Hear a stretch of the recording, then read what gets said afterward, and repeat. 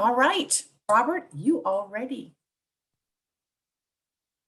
Great, thank you, Holly. And good morning, everyone. Thanks for joining us. As Holly said, this is meant to be getting started kind of basic training around some of the essentials of Office 365 with highlights around OneDrive integration and how you would use the cloud storage, how it compares to what you've done in G Drive. Teams integration, the chat piece of it is a big feature that's going to be new to you. And then we'll dive really deep into the Outlook training, get you started, understand, how to do things that, you've done differently in the past, how that works. We'll talk through both of the clients. There's a web version of it that's slightly different than the desktop version. But what we know is a lot of people will have one or the other, so we want to make sure we cover it all. It's very collaborative. Like, this isn't, meant to just kind of me talk to you and push things out. If you have questions, by all means, post them in the chat. If it pertains to the subject matter that we're talking about, we will try to answer that for you. If we can't, for whatever reason, if it gets too deep into the weeds, things like that, we will take it offline and make sure that you get an answer to that question. So please don't be shy about asking questions and things like that in the chat, or take yourself off mute if you want as well. Either way. So just a little bit about myself here before I share my screen. I've been with Presidio about 6 years now, but I've been in the Microsoft ecosystem about 20 years. So deep expertise in the Microsoft ecosystem. I've done hundreds of migrations. So I've got a lot of experience here, some of the nuances and things like that come with it. So hopefully we can educate you on that as we go through this training today. So let me just share out my screen. Okay, you should see a Microsoft Windows desktop. Holly, thumbs up if it shows up there. All right, great. Okay, so just to get started, we want to cover some of the aspects of the storage that you've been used to in G Drive, and some of the workspaces and things like that within the company, how that's changed, and what that structure is going to look like. So the first thing I'm going to do is just open up a browser, because those of you that work from Chromebooks and things like that, that is going to be your access basically to get into these different applications, right? And Jim, I think Jim's on. Was it My Applications? Yep, .microsoft.com. Correct. If you go to myapplications.microsoft.com, you'll see that your CareMedics, all your apps eventually will be in here that you use. What this allows you to do is use what's called single sign-on. So one username, one password. Once you're in here, you can access all your apps typically without having to sign in again. There's an intranet portal here. There's ServiceNow, things like that. Your G Suite is still going to be here for some time. So if you need to move things or reference things in the old system versus the new, that's all going to be available to you, as we migrate you out into the new system. Okay. I'm just going to set up another tab here, and I'm going to go into the portal. It's called portal.office.com. And what that is it's really the home screen of Office 365 for any of the Chromebook users or even desktop users. If you want to be able to use, the browser to access some of your things. As you can see, when I sign in here, it shows me like some recommended documents that I've worked with in the past. They come up, instantly. If people have shared documents with me, I can see that here in my quick access shared folder. If I have sets favorites, those will show up here as well. So it's really kind of a home base for all your Office 365 needs. And you can see in the left-hand panel right here that I'm hovering over, these are the apps that I typically would use the most. My content is going to be all my personal folders or my personal drives. And that includes my OneDrive, which is really the replacement for G Drive.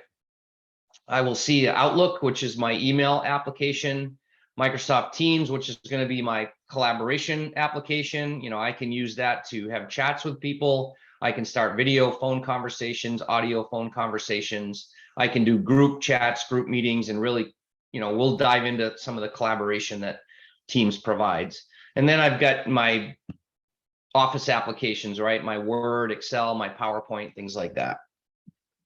So we're going to start here on the My Content screen.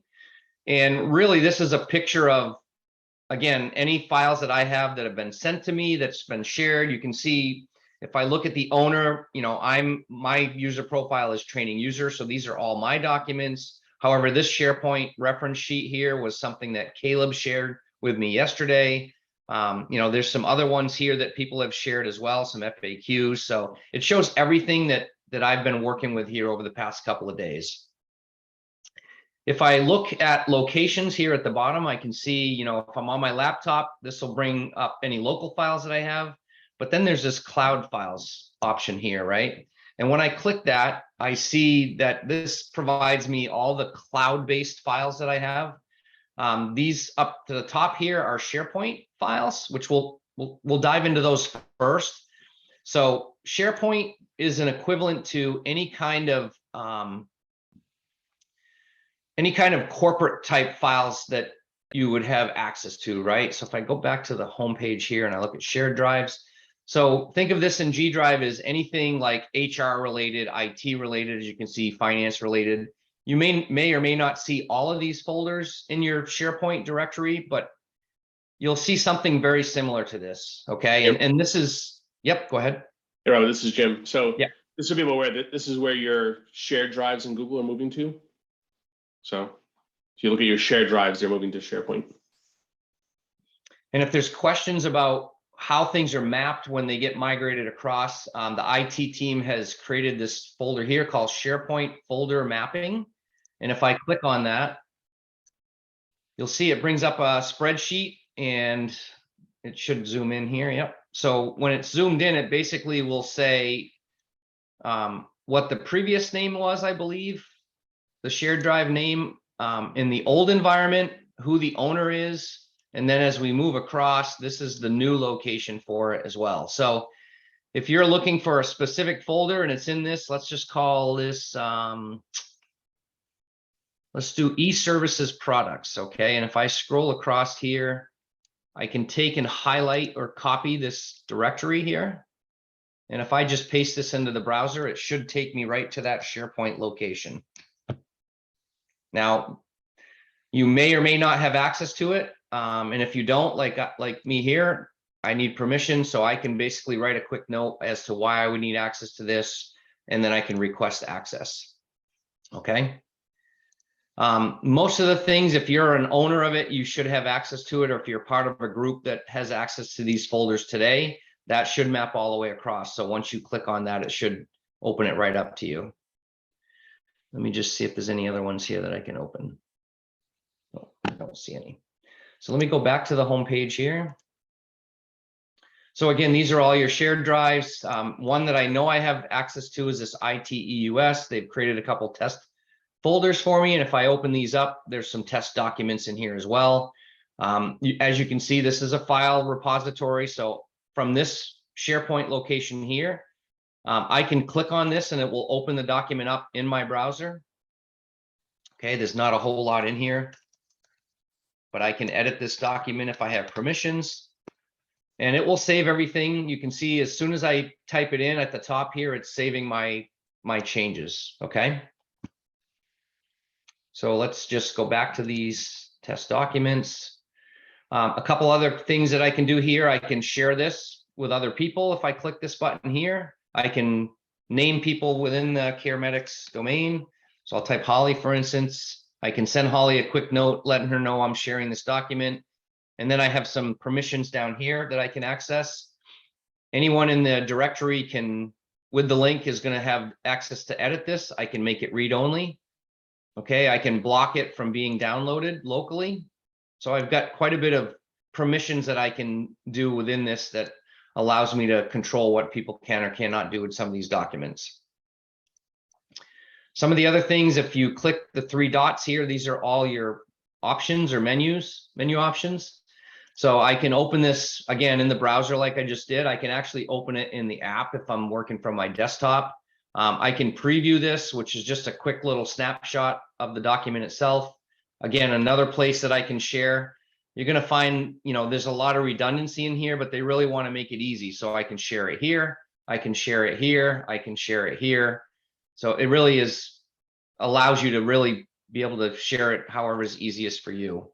If I click the copy link, it copies a link to that. And now I can take this link here. I can post this in Teams. So if I have a Teams chat going, if I want to email this to somebody, I can email it to them. Document links are a really handy way to send the information and the documents you need throughout the company, but not attach the document in an email, right? So it saves a lot of space and things like that in your email folders. Just walking down some of the other things, again, I can manage who can access the document from here. So if I've given access to somebody in the past, for instance, there's Joseph, he's the owner, but if I was the owner here, I could revoke that access if I needed to. I've got a lot of different things that I can do here with the access method. Anything else in here? Delete, rename. If I need to rename the file, move it to another folder, copy to another folder. If I want to see what's changed, I can go into my version history and I can see that originally Joseph created this about a year ago. And I can see that I just made some changes here this morning at 9:14 a.m.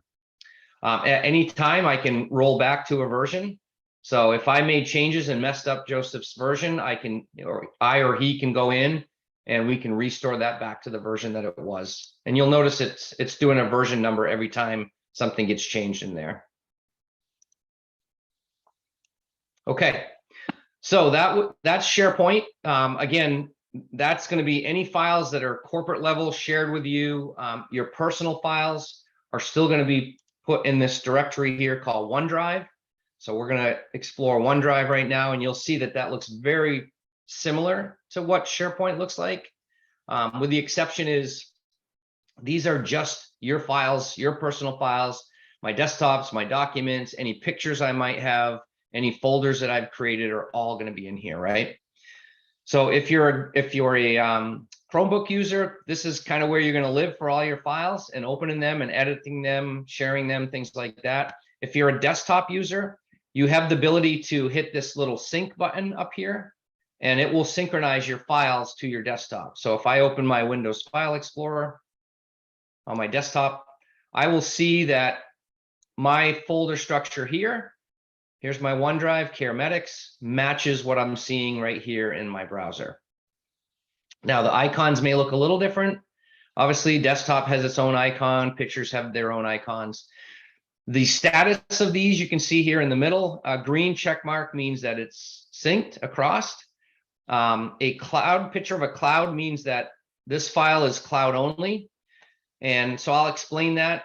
Basically, the way this system is set up is to save storage on people's personal laptops and things like that. The system's set up so that until you actually open a file, it will not synchronize it down to the desktop. So that's basically meant to save space. So you can see this cloud icon right here, this Windows 365 licensing FAQ. So it means I have not opened it yet. So it has not synced it to my local drive. If I were to open this file, we'll double click on it and open it. Okay, I'm just going to read it, things like that. Once I close this down and I go back to my OneDrive location, you'll notice that now this has a green check mark on it. So that designates that this is now synced to my local drive, which is good if you want to work offline, things like that, and know that, changes that you made will be saved. And as soon as you're back online again, it will sync up to your cloud storage. Okay, so we talked about sharing in SharePoint. In OneDrive, it's essentially the same. So whether I'm here working on my OneDrive, I can look at these same documents here, Outlook training, and let's just say I want to share this with Holly. Whoops. You'll notice that as soon as I type her name in here, it's doing a search or a lookup as it goes. I can add multiple people here. And if, I know Holly doesn't have access to email in the new system right now. So what I'm going to do is take and copy that link. And then I'm going to go back to my home space here. And I'm going to open up Teams. And I'm just going to send this link to Holly in the chat. So you can see how sharing these documents makes it real easy. And if you can, Holly, if you want to just open it, actually it's a PDF, so you won't be able to edit it, but.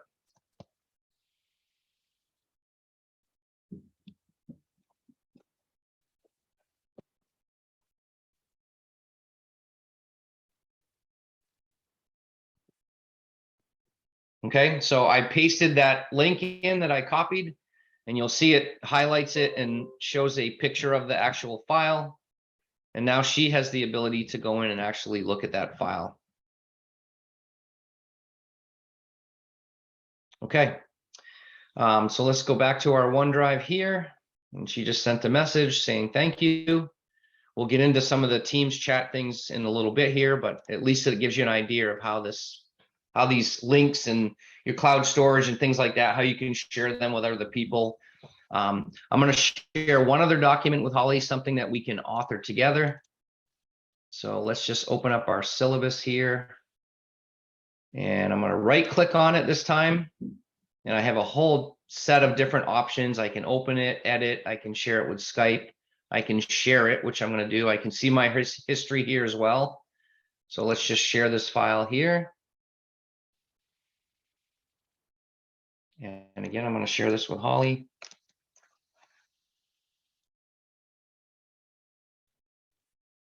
And I'm going to allow her to edit this. Okay, so people with the link can allow editing, apply that, and I'm going to copy that one. And then this time in Teams, I'm going to ask if we can co-author this.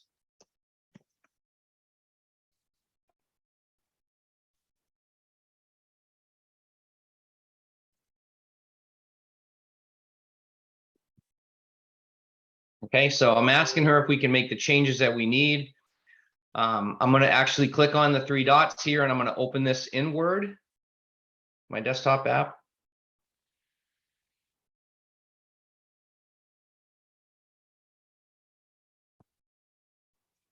All right, so I've shared it with Holly.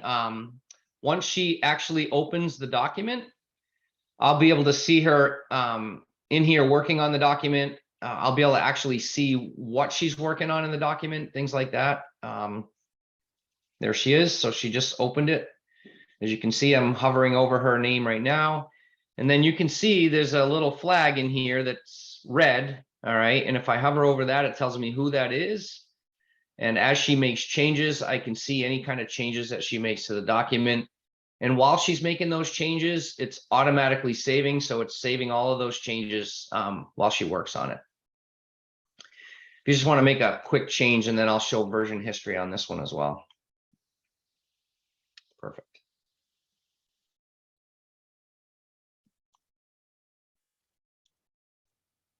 All right. Awesome. So now if I go back into the directory where I shared this from, and you can see that now I've got a little blue double arrows here. That's to tell me that there's been changes made and they're being saved and synced to the document online in the cloud. So if I right click on this and I take a look at my version history, I can see that, you know, it was modified by me originally 22 hours ago. Robert modified it. And then 25 seconds ago, Holly modified it. And again, if something was changed that, you know, I didn't want, I could easily roll back to these other versions just by clicking on the option dots here and restoring it back to that previous version. Okay, we'll get to a little more around OneDrive in both the Outlook training and the Teams portions of this. So for right now, I'm just going to pause. You've seen SharePoint and what those files contain and how they look. And you've seen OneDrive, which is your personal G Drive files. You've seen how to work with co-authoring, you know, whether you've got the online Chromebook version of Word or you've got a desktop version of it, how the co-authoring works and how it how you can change access, things like that. Is there any questions basically with what you've seen so far? And I'm just going to open up the chat real quick. And okay, so Joy, yep, looks like Holly's answering some of those questions already. And I don't see any other questions here on OneDrive or SharePoint. Awesome. Okay, so I'm going to minimize both of these.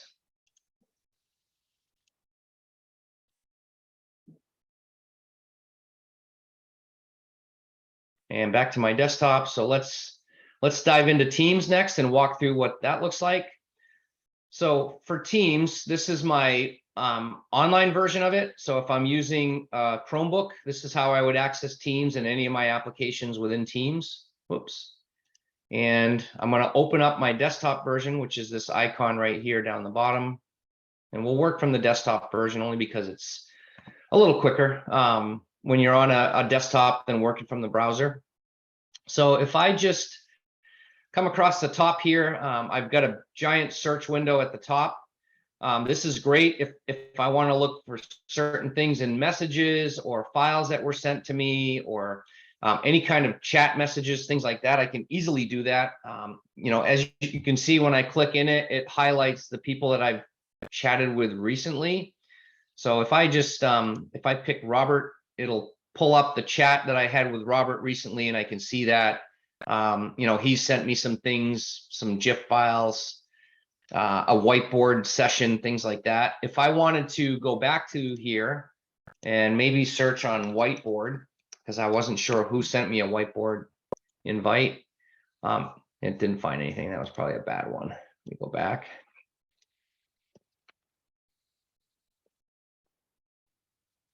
I'm going to search on Caleb and plus training. So I want to make sure those two things are searched together. And I can see that, you know, we had a chat about this. We shared a file, and this is what I was really looking for, was this training file that we shared. So if I click on that, I can open the file from here, but the searching is really handy. It has pretty much everything indexed that you would do in a chat session or in a Teams room or anything like that.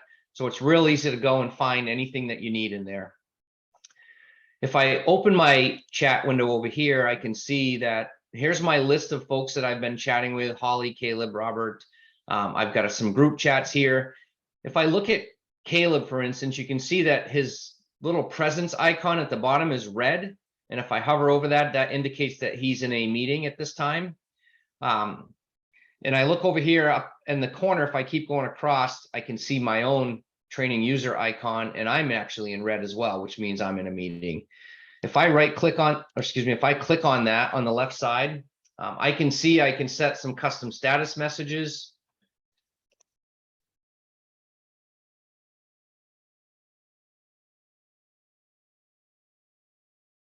Oops, I didn't spell Zoom right.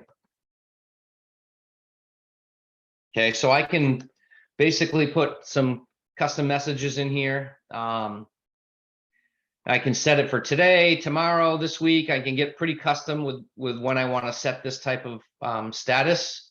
Okay, I can schedule an out of office here if I want. I can also come in here, and if I click this button,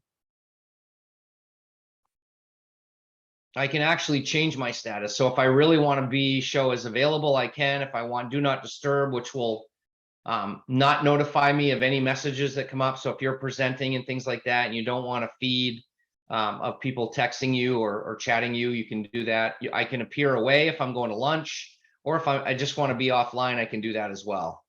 So if I just flip it to available, you'll see that now my icon is green up here in the top, and people will see me as available. So this 3 dots here are the settings for the Teams. So if I click settings here, you can see there's some general settings I can do: dark, contrast, high, depending on, you know, what you like visually. I can see my account in here, which I can manage. I've got some privacy notifications if I want read receipts, surveys, things like that. Notifications is handy if you want to see things pop up in the bottom of your screen when people chat you or they mention you in some sort of conversation. It will show there. You can see there's all different kinds of settings that you can do there for notifications. Devices is really handy. If you want to set up, you know, audio devices, you can. If you've got a microphone, speaker, if you've got a webcam, you can set that up as well, so you can do video conferencing. So all of these things are set up in here, and You may have multiple like Bluetooth headsets and things like that. Those are all set up in here, so you can pick which one that you want. Okay, so as far as Teams, that's kind of the functionality of the window itself. If we look on the left-hand side over here, similar to all the Microsoft products, this would be your navigation side. So if I start an activity, that basically gives me a feed of, what people have mentioned me. Caleb may be an owner of this training channel. Anything that, if somebody likes something I said or there's a response, it'll show up in my feed section. If I go to the chat window here, or the chat navigation, it shows me all my recent chats. So, I've got a one-on-one chat going with Holly right now. I've got a Teams training Monday afternoon, which is a group chat, and I can see Robert's in this, Melissa and Holly. I'll just show you how to create a new one here.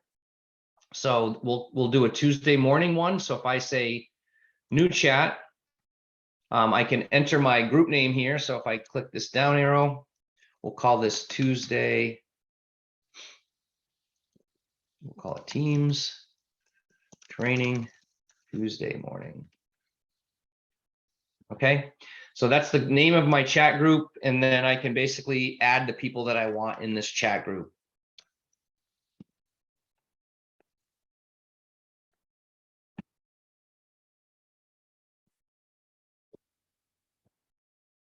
Okay, and you can see as soon as I type, it gives me everybody named Melissa. I can pick the person that I want. Okay, and once I do that, I can basically type a message.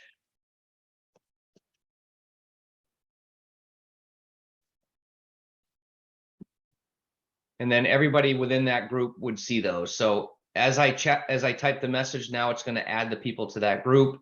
It's changed my group name to Tuesday Teams Training Tuesday morning. And now I can see I've got some messages here. And I can hover over that and I can give it a thumbs up. I can send a GIF.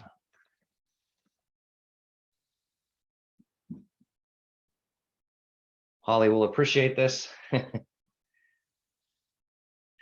Now I can send files in here. So if I hover over the little attached file at the bottom, I've got some options. If I want to upload a file, like if it's locally stored on my computer, I can do that. If I want to send a file via OneDrive, I can click my OneDrive and it brings up just a snapshot of everything that's in my personal folders. So within here, I can basically pick anything that I need. So let's just, we'll pick the training PDF.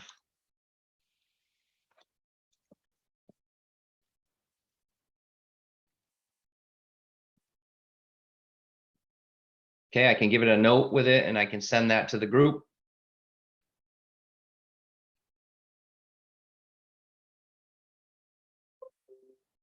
And then I can see, I'm getting my messages here in the bottom in my browser that people are reacting to it, things like that. So I'll see all that. Should see it in the activity. If I go back to my activity, I can see, people are reacting to different things. So it's giving you a feed of everything that's up there. All right. So we covered online presence. We've covered chatting, both, with individuals, if you want to do group chats and have multiple people in there. Now, when we're in this chat session here, I can, across the top, this is the chat piece of it here. These are any files. So if we are collaborating or sharing any files, they would show up in the file share here. I can also add other things. So if we all have, a tablet enabled device where we can do whiteboard, or we've got a pen, things like that, I can add a whiteboard to this. And you'll see it'll add another tab to my session here. So it's going to start the whiteboard. And now any of us we can come in here and collaborate, via this nice little whiteboard, right?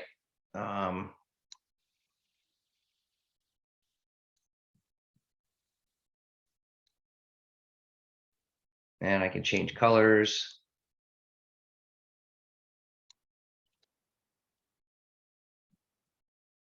And I'm just doing this with the mouse. So if I had a pen, it would be a lot easier.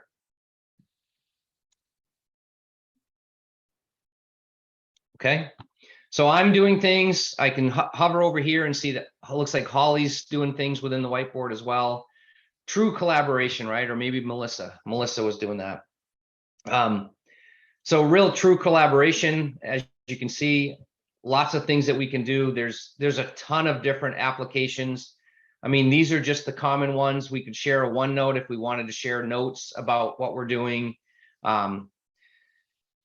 There's, let's see, where can I find the rest of these? I think more apps here at the top. So if I click more apps, these are literally all the different apps that are popular, sorted. You can do approvals, SharePoint list, Wikipedia, if you wanted to do a Wikipedia site, all kinds of different things that you can add to your team sites. Okay, I'm just going to pause quickly there before we go into the training piece. So far, so good. Any questions? I just have a comment about the apps. Right now, it's just Microsoft-based apps that are allowed. No third-party apps are allowed. Yeah, those typically would be added by your admin teams. They also, over here, if you want to find an app, you can do a search on it. And you can see that, so it's not enabled, but I could get real-time stock things.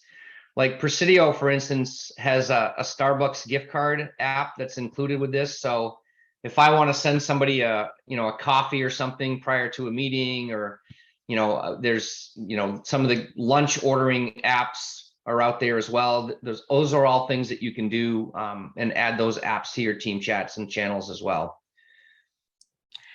All right, thanks, Robert. And then also there are some questions in the chat about Teams. Okay.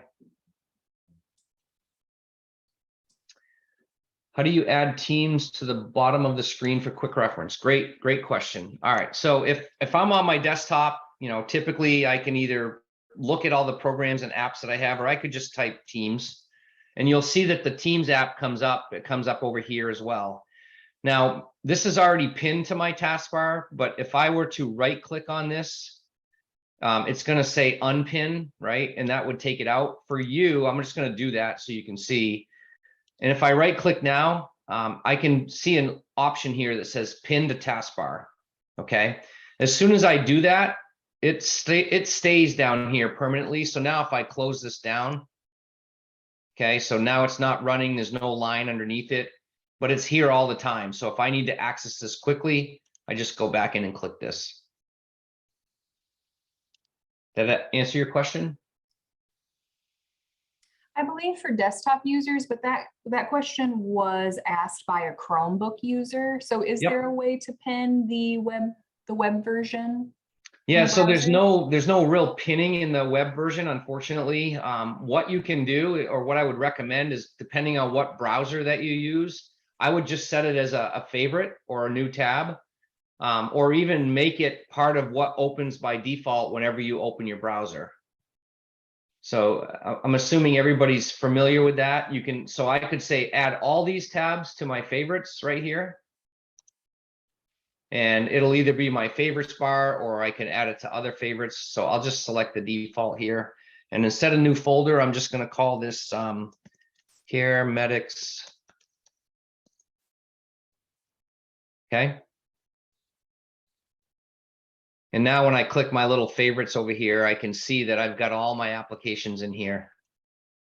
And it'll open them all up at once whenever I click on it. I think I can actually, let's see. Yeah, so my favorites are here, and here they are right here. So there's all my apps right here. Okay. And depending on what browser you use, if you use Chrome, it's going to be a little bit different. If you use some of the other browsers, Safari, things like that, they're slightly different than this, but in general, they all have something similar to this, where you can set, you can set these as favorites so that they open up by default when you come into the browser. Okay. Notifications, again, we walked through that, so I'll do it from the browser. I did it from the desktop version before. If you click the three dots here in the upper right hand corner, you'll see all the settings for this. So if I click settings, that brings me into here. The fourth option down is notifications. So I can basically show message previews. I can play sounds for incoming notifications. I can say, I want all activity to pop up. I just want things that have mentioned me or replies that have been to my my messages, or I can do custom settings as well. If I select custom, then I can go in here and I can edit the chats, the meeting calls, things like that. So this is how you would set all your notifications on in the web browser or the Chromebook.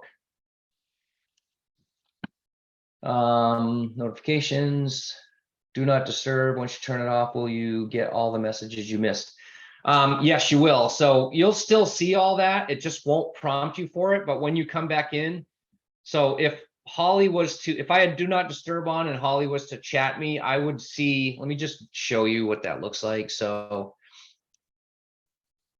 Holly, if you could just send me just a quick message, and I'm just going to minimize this. I'm going to go back over to my OneDrive.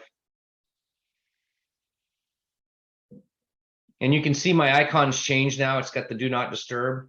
So before I was getting pop-ups whenever people message me. You notice that that goes away now, but Teams is flashing at the bottom. So that's telling me I have something new. It also has a little red 1, which says I have one unread message.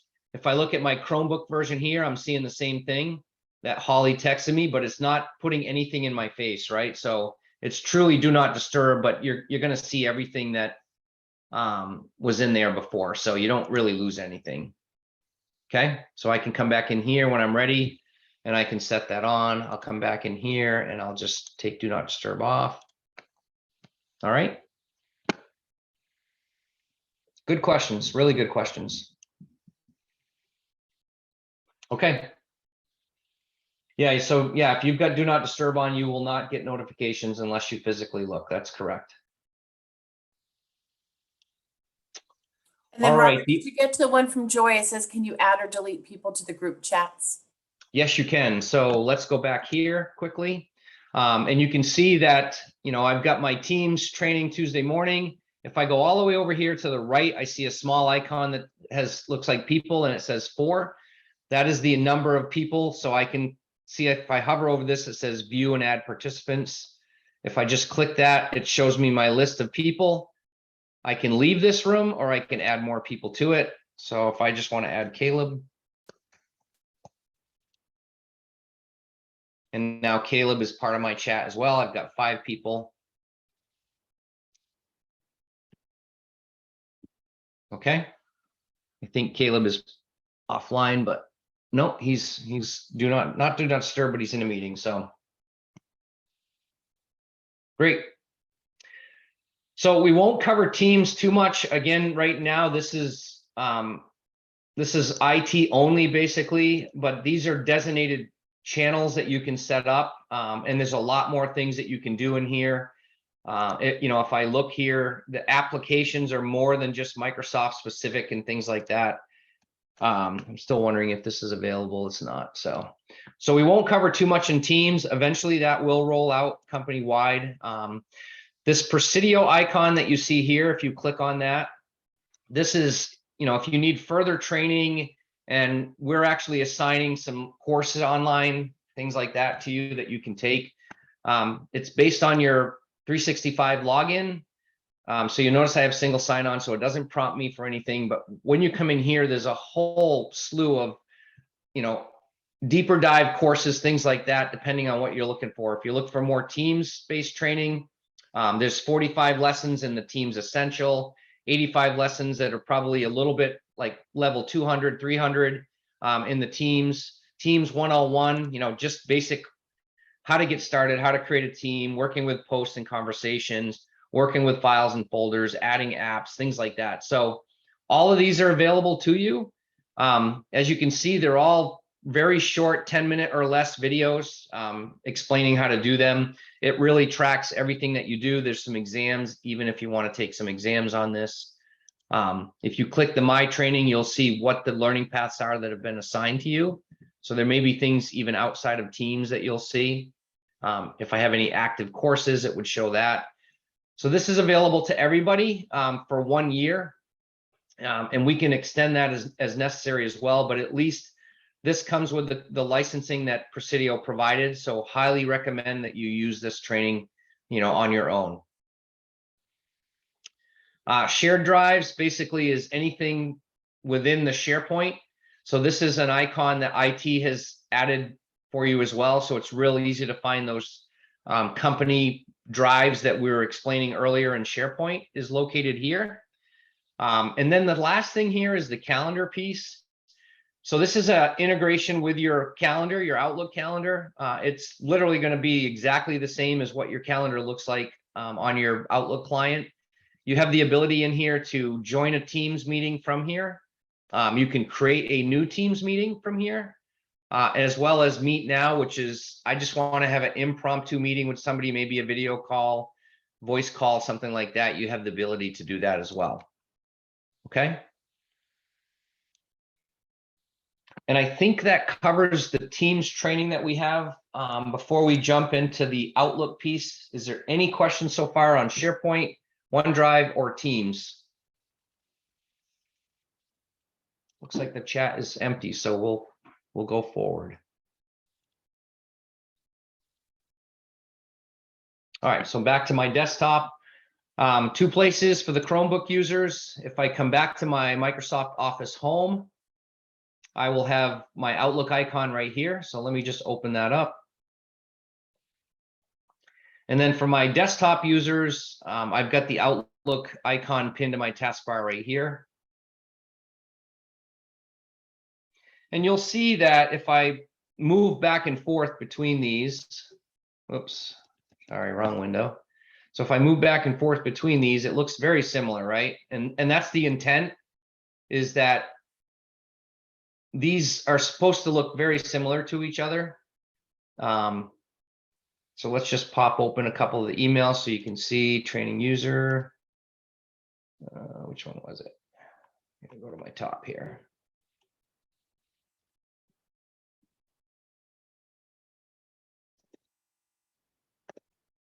Sorry, I'm getting a little lost here. All right, so there's the online one. There's this one. What folder am I in? My date.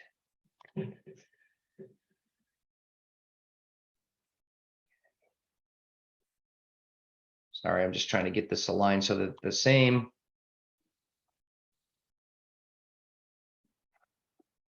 Okay, so basically the look and feel of Outlook is essentially the same. We're going to base our training from the desktop client so that we cover everything. Not all functionality like ribbon bars that you can customize and things like that are equal across them. Functionality wise, it's the same. It's just you have a few more options on the desktop than you do with the Chromebook version of Microsoft Outlook. So as we look at the client here, I go across the top. I've got, this is called a quick access toolbar, completely customizable, but these are things that are handy that you do quite often. So reply to all, print, save as, things like that. Again, that's completely customizable. You'll see we have a search window here, and Outlook is no different than Teams or any of the other ones.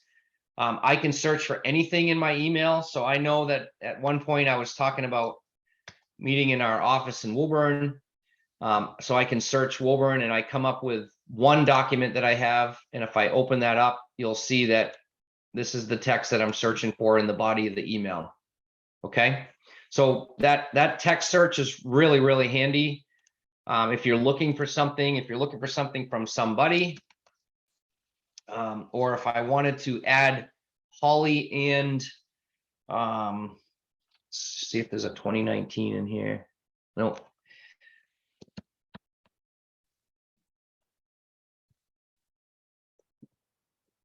So Holly and training, it pops up all of these things that have a combination of the both of those. Okay. So I've got a real easy way to search and find emails if I need to. Again, I've only got like 10 or so emails in here, so it's easy. You know, if you've got 1,000 or 100 emails, this search will become your best friend. All right. So as we walk across, if we come down here and we come across the top of this, I've got another menu. This is my file menu here. Starts out with home. If I go to file, I'm going to see a different set of menus, which we'll cover here in a little bit. From the home menu though, I've got some other things in here. One of the key ones is the view menu. In the view menu, I've got various different things I can change about how this looks. We'll cover that in a minute as well. And then this menu here below that is called the ribbon menu. And if I go all the way to the right and I hover over this little down arrow here, I see that it gives me the ability to switch that ribbon, right? I can go from what's called the simplified ribbon or the classic ribbon. So if I click that, it's going to switch it to the classic ribbon, and you'll see very different menu options. Essentially, these are the same. The two versions of this is if you like to see more of your desktop, or maybe you're working on a smaller screen, this may be better for you. I like the other one because everything's in my face. It's easy, it's literal. I can read everything. With this one here, I actually have to find things or know where they are. And as you get to use Outlook, this will become easier to you. But once I select some of these options, I have other options underneath here that I can do. Okay. For the purpose of this, we're going to stick with the classic one. So you can see across the top here, I've got all kinds of different options. When I get an email, I can do a reply to all, I can forward it. I can turn this into a meeting if it's got the people that I need. Basically I can take this and make a meeting out of it, and it'll automatically plug in a Teams meeting to it. It'll automatically plug in Holly and anyone else that's on that meeting thread if I wanted to. Okay. I'm not going to save those changes. And as I go across here, I can see all kinds of different options I can do. We're going to cover some of these, not all of them, obviously. I want to talk quickly about the view piece of this. Actually, before I do that, we'll talk about this left-hand menu here. So this is your folder menu. It's based on your email account. So I can see my email account is traininguser@caremedics.com. These are all the folders and groups that I have underneath my email. You'll notice that I have a little favorites section above, and that's really just my most used folders or ones that I've marked favorites that I want really quick access to. If your email may look different, you may have hundreds of folders here, and it may be harder to find things. The favorites just allows you to do that in a simple way. If I keep coming down to the bottom here, and this is called the navigation menu. So right now it's on my email, but I can easily click here and access my calendar. I can click here and access all my contacts, or I can click here and access my to-dos or tasks. I've got some options here in my navigation as well. If I click the three dots, I could go to notes, folders, or shortcuts, or I could say, hey, give me 5 instead of 4. I can move these things around. So let me move notes up to here. Okay. And you notice I still don't see it, but if I expand this, any of these are movable. You just hover over it and you get the 2 lines. And I'm just going to slide this over, and there's my notes right here. So if I had notes, these would show up here. I'll just create one. Okay. Close that down, and there's my notes. All right, so I'm going to move this back here just so we can keep the space. Go back to email. Next folder over here. So depending on what I've selected here, if I'm in my sent items, you'll see that this changes. So these are previews within each of these folders. Okay. And you'll see at the top, I've got a focused or an other. Focus is everything that Outlook feels that is related to work or related to not being junk, things like that.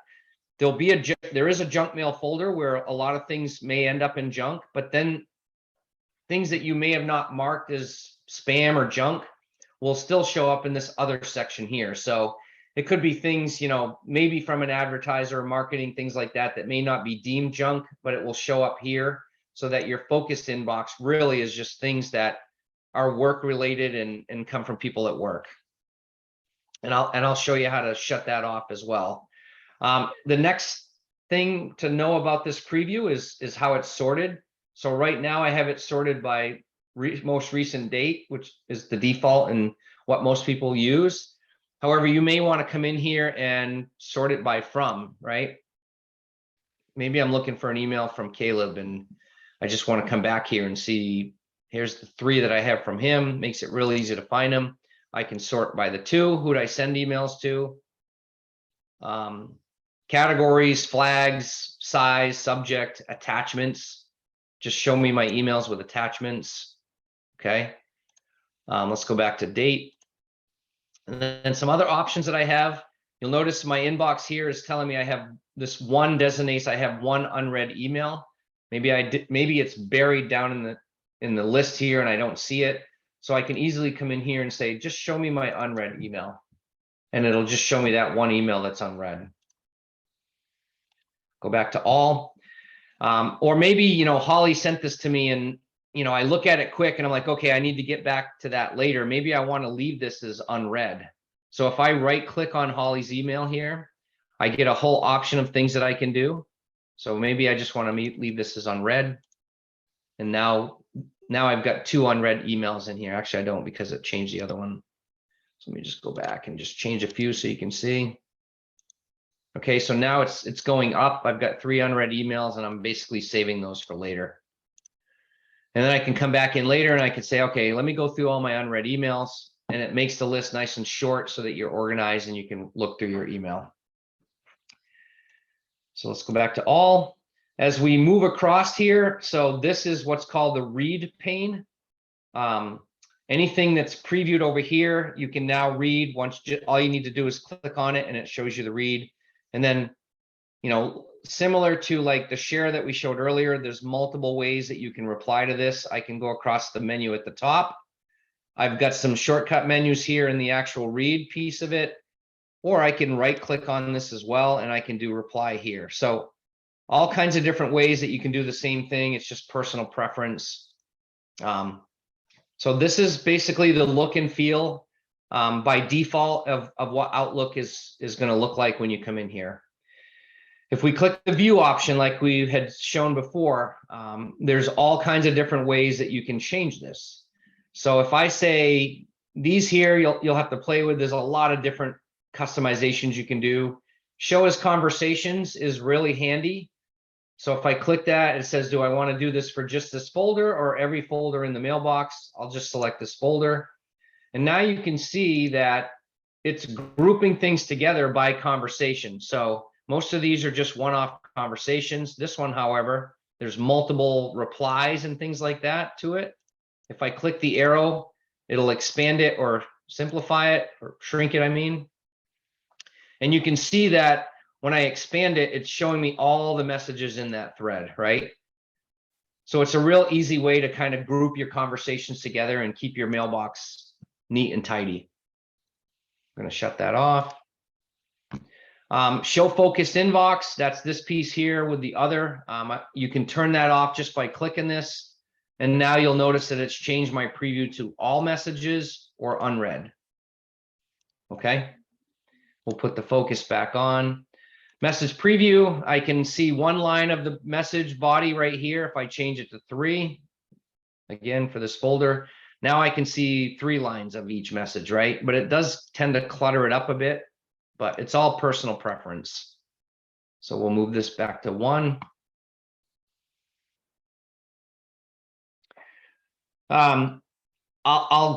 The arrangement again is how it's sorted. We won't touch that. Folder pane, again, that's this folder pane over here. If I minimize this, take a look at what happens. Now I just see sideways shortcuts of each of my folders. I can get them back by just coming back here and doing normal, or I can just click this little arrow right here and it moves it back. Okay. The reading pane, you've got options. Right now it's set to the right. I can move it to the bottom and you can see how now my reading pane is here and all my preview is on top of it. I can turn it off. Some people sometimes accidentally do this and they're like, oh, how do I get that back? It's easy just to come back in here and turn it on. Otherwise, when you want to open or read a mail, you've basically got to double click on it and open it up in a separate window. So let's change that back to the right. And then finally is the to-do bar. This one's really handy. So you'll notice if I click this option, I've got some options around calendar, people, and task. I'm going to select calendar, and you'll see that it popped up my calendar over here on the right, and it shows me like what my day looks like. So I've got a training all day today. I can join it from here. I've got other meetings today. It's going to show me what those look like. And then it just gives me a snapshot of my week as well. So a real quick and easy way to see your calendar. Maybe someone's Teams messaging you and you want to see like if you've got a meeting availability at a certain time, it's a real easy way to do that. If there's people that I like on my team that I talk to quite a bit, maybe I'll put my, the favorite people that I have that I chat with, and I can easily right click on them or click on them and I can chat here. I can call them. If I look at my task, those will be all the tasks that I have due. Okay. So these are all things that you can do with the to-do bar. It makes it really easy and handy to see things. So I'm just going to go back and leave the calendar there for now. And I think that's it on the program system. The only other thing to show you is around help. If you need some help, you just click the help button. The very first icon is help. And again, that's a search as well. Maybe I want to know what focused inbox is. You can see as soon as I start typing it. Turn off the focus, turn the inbox on or off the focus inbox. So I can say, do it for me, and it'll actually turn it off and on without me even having to know where to go to find it. Or I can go deeper here and it shows me where to go and find that. So lots of good things in the help if you get stuck. Shut that off for a minute. We covered the to-do bar, we covered searching and indexing. The next section is really going to be jumping into emails and accounts and messages and things like that. So I'll pause. How are we doing on time? We're an hour in. So the next hour is really going to be diving deeper into email and calendar and management, contacts and things like that. But as far as the Outlook interface or desktop, is there any questions around how that looks, how to work with that? Looks like it's pretty empty, so we'll continue. All right, so next step is to just walk through email, how to do replies, attachments, signatures, things like that. So first thing I want to just show you is if you click the file menu at the top here, you'll see that this is your email account that CareMedics is set up for you. There's a couple things to note in here that are handy. This automatic replies is one. So if you're out of office or you're traveling or you're on vacation, things like that, this is where you'll go to set an automatic reply to people so they know that you're out of the office. So right now it's not turned on. I'm going to select send automatic replies and I'm going to pick a date range. I'll do today through Friday. And I'll say 4 p.m. on Friday. And then below that, I can actually set two different types of messages. One for inside my organization. So this is anybody that is inside the organization.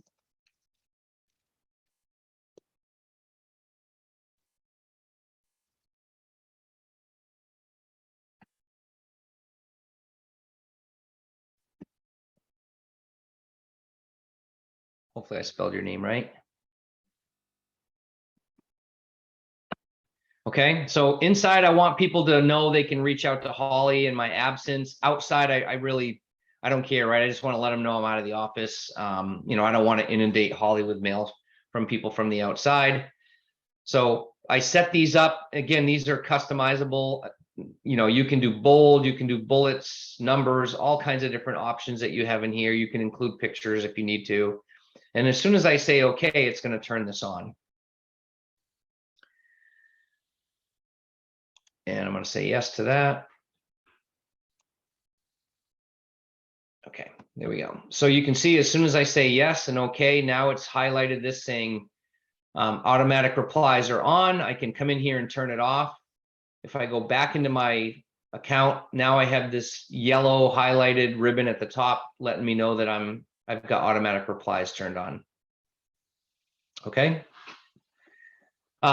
it's real easy. If I come back early or I want to shut this off, I can literally just click this button here. I can go back into file and account in the accounts and do it as well. So I'll turn it off here. So it shuts out of Office off. I'm going to pop back into here. I can see that it's off here as well. And then the only other thing in here to highlight is all the way down the bottom here, this options piece. This is where you would go to set all your options for Outlook. And we can't obviously go through them all, but you know, some of the things we'll kind of highlight. You know, you can change your name, your initials in here. You can change the background of it, make it darker. If you get files and you want to have a default place to have them shared, you can do that. When I share my files, it'll ask me if I want to attach a physical copy of them or do I want to just send a link. So I have the ability to do that by default. As I come down through my mail, I can look at stationery. Someone asked about templates. You can apply templates here or stationery and fonts. You can change how you're notified, all kinds of different things that you can set up in here. Signatures, which we're going to go through in a little bit, you can set up here. Calendar, when my day starts, when it ends, what my work week looks like. If I want to add holidays, things like that, I can do that in here. So basically, a lot of different options in here as to how to set up Outlook are based in the file menu. So we covered out of office, change the Outlook settings. Now we're going to go through email messages. So again, these are messages that I've received. I'm going to just make this one unread again. If I want to do a new email, I can click the icon here in the upper left-hand corner. There's also a new item. So if I wanted to do a chat, I could do it here. I could do an appointment, meeting. We'll get into some of these in a little bit. For now, we'll do a new meeting, or excuse me, a new message. So several different ways that you can address things. Outlook has what's called a type ahead feature where it remembers people that you have conversed with in the past. So I could just, I know I've, you know, conversed with Holly, I can just start typing her name and it will come up, or Robert. And you can see there's multiple Roberts here, so I can select him. If it's somebody I haven't conversed with in the past, I can easily click on this to button here. Okay, and it brings up the corporate address book. And now I can look at people in here. So I'll say Vivian, I'll just CC her on this. Okay. And you might ask, like, what if I want a blind carbon copy? Where's that function? So I don't know if you noticed, but when I actually click on one of these, the BCC is here. I'll put Jim in here. And I'll BCC this to Jim. And then you'll notice that it actually puts that in the copy of the email. My subject,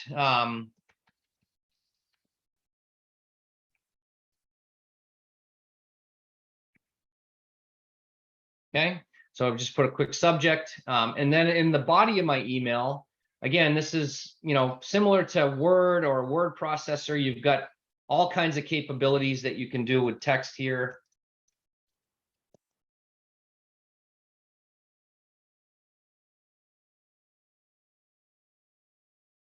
So you can really dress your emails up if you need to. You can create tables in here, bullets.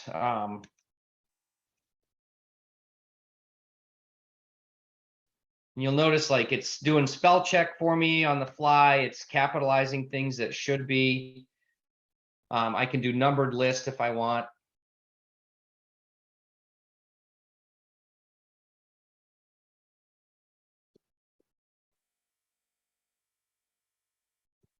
So I spelled this one on purpose wrong.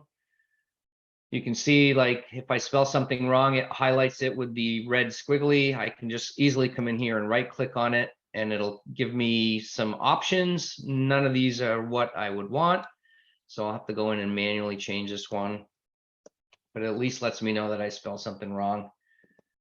I can do big and bold text, different colors.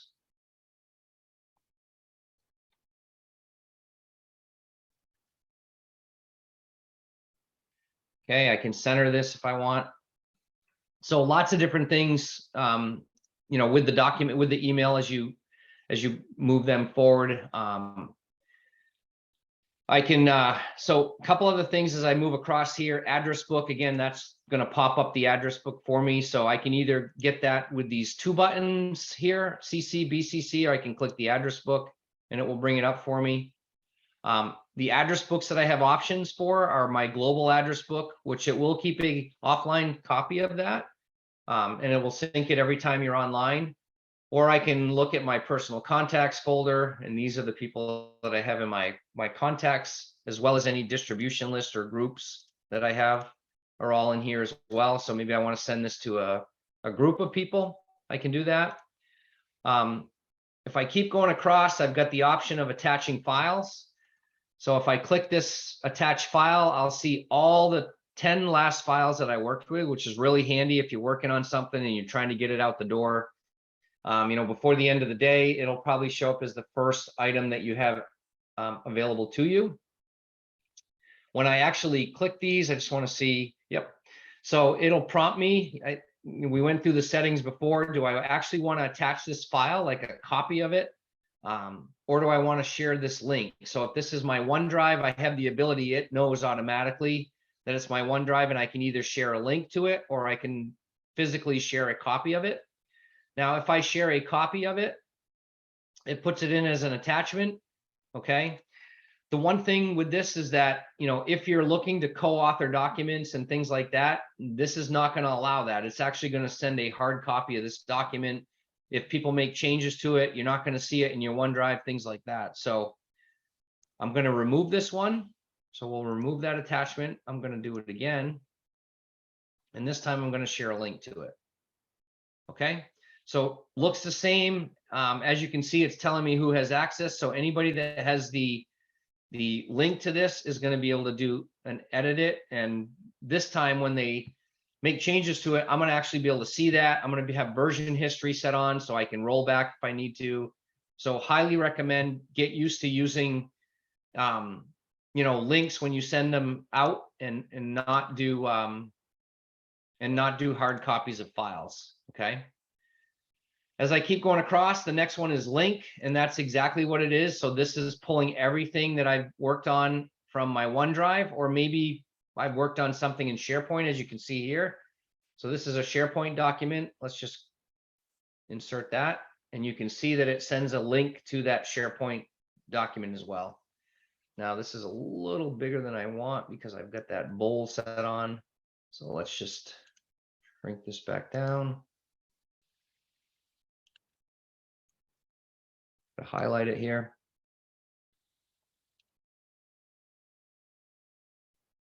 Okay. So that's how you send links. If I wanted to drop a signature in here, and this is kind of a one-time thing to set up, you know, usually you can do it either through file and options that we went through before, or you can do it from your first email. If I click signatures here, you'll see that I pop this open. I don't have any signatures in here, so I'm going to create a couple here to show you. I'm going to say one full signature.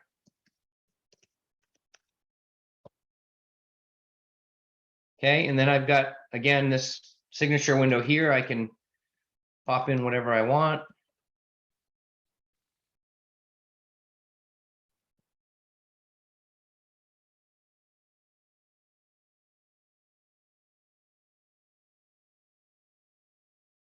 Okay, so that kind of gives my full signature. If I wanted to include a business card, I could if I had one, which we're going to walk through in a little bit here. There's Holly's, there's mine, so I could actually include that with my signature as well. I could do a hyperlink if I wanted to send my LinkedIn profile, all these different things that I could do. Okay, so once I create that, I'm going to save it. And now you see it's changed. My new messages is going to be full signature. I could switch that back to none if I wanted, so I could pick and choose if I want. So we'll keep it as none for now. Actually, we'll change it. And then I want to create one more, and we're just going to call this simple. Okay, so you can see it creates a new one, and this one I'm literally just going to put my name and my phone number.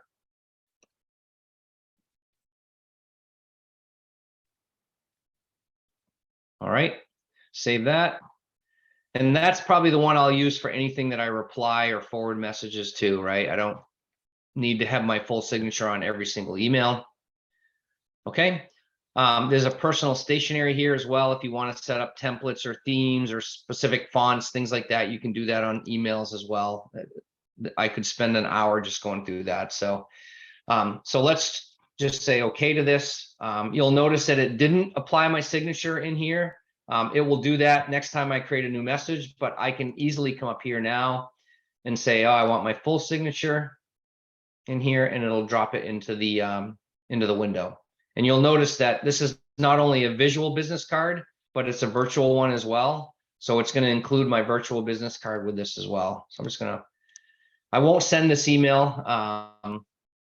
We can make this email high importance, low importance if we want. If I click the tag down arrow here, it gives me all the message options that I have. So I can, create voting buttons in here if I want. If I'm really asking how the session went, I could create my own voting buttons. I could request a delivery receipt for this message or a read receipt. So I'm going to send this out afterwards, but I will take Jim and Robert off here because they're not in the meeting. So I can show you what these delivery and read receipts look like. I can have replies to this message sent to somebody else. So maybe I'm leaving on vacation, but I want to make sure that this gets sent out and anything that comes back is going to go to a certain person. I can select that person in here. I can say, do not deliver before today at 5, right? Maybe I want to make sure this is delivered at the end of the day. So these are all different properties that you can do within a message. Like I said, I'm going to come back in here. I'm going to take Robert out. I'm going to take Jim out. So I'll just send this to Holly and Vivian. And once I send this, okay, it's gone. So the whole purpose of the read and delivery receipt is as soon as the message is delivered, it'll give me a receipt, should pop up here in a second, that the message was in fact delivered to them. And then as soon as either one of them read that message, it'll highlight and send me back a read receipt notification as well.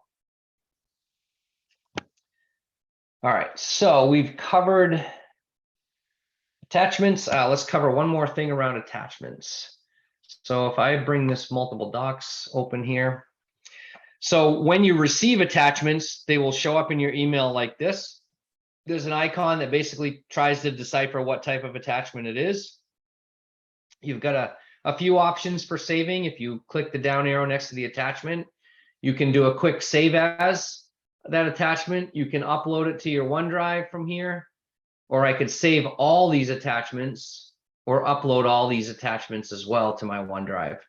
So if I just click save as here, we'll put this one right here, Outlook training, in my documents folder, or I can click here and say save all, and I can select both of these, or if there was more, I could select them as well, and I could save them all up to this folder. Okay. And then you'll see that, so there's my delivery receipt that I just got back from the Tuesday training message. This actual file here is something that was shared with me from an outside. So this was shared from Presidio. If I click on that, it's going to open up the document in my browser. Okay, and I have the ability to download this, make any changes to it in Word if I need to. All right. So that covers attachments. As you can see, these are my delivery messages. Says my message was successfully delivered to the following recipient. Same here. Okay. So that's how those work. If you're looking, the only other thing is if you're looking to maybe print a message, if you go to File and Print, you can do it here. And what we've been telling people is, printers are kind of going away. So PDF is a good way to save an electrical version of the document. And when I click print, it's going to ask me where I want to save that PDF. Okay.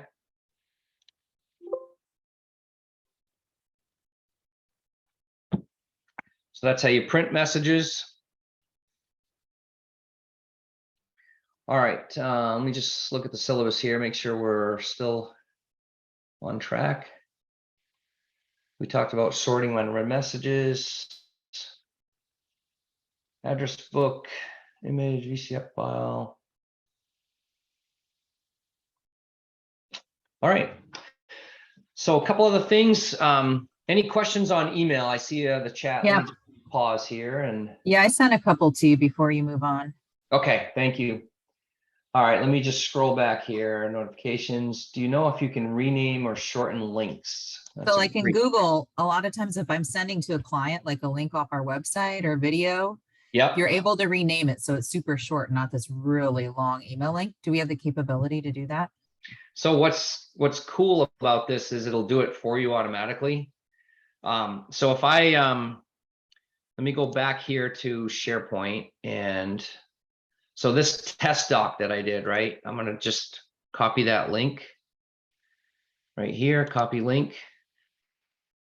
And you'll see that, I mean, this is a huge link, right? If I look and scroll all the way over, like to send that in an email is kind of crazy, right? Or anything. But if I copy that and then I come into my email and I select new email.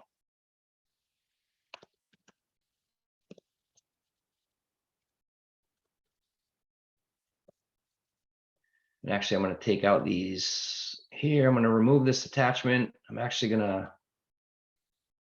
to remove my signature card.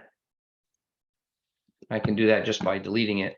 But now if I paste that link in here, so I'm just going to say paste.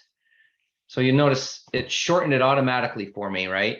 All it's sending them is a message with the actual document link itself.